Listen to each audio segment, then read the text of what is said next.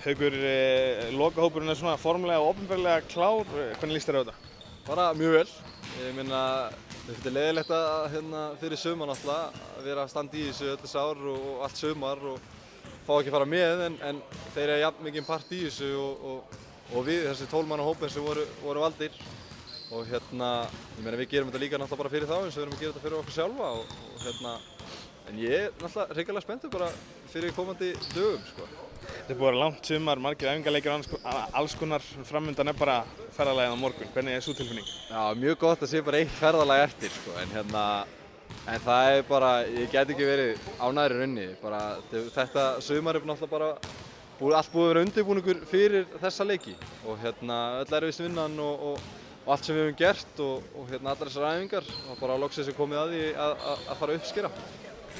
Hvernig hefur metið andan í hópnum og kröfurnar sem stuðningsmenninni gera upp á það að vinna, eða árangurinn núna, að vinna leiki? Þetta er bara, ég meina, þetta er bara verkefni og þetta er bara verkefni sem við ætlum að gera okkar besta í og við höfum allir fulla trú á því að við erum að fara að stela einhverjum sigrum þarna.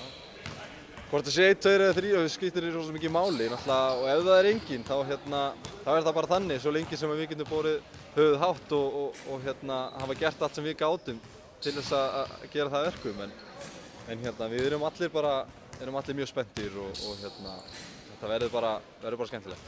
Þú náttúrulega fórst líka árið 2015, núna virðist vera meiri umgjörð kringum þetta, hérna jakkafötin og allt það, er það ekki gefur þessu smá auka krydd? Jó, ég sagði áðan í viðtalinu að maður hlakkar aðeins til að fá að stjana aðeins vissi. Maður hefur ekki kannski upplifað þetta og þetta verður bara skemmtilegt og maður þarf bara að fara í þetta með það hugfar líka bara að njóta sín, fá að upplifa þetta allt aftur.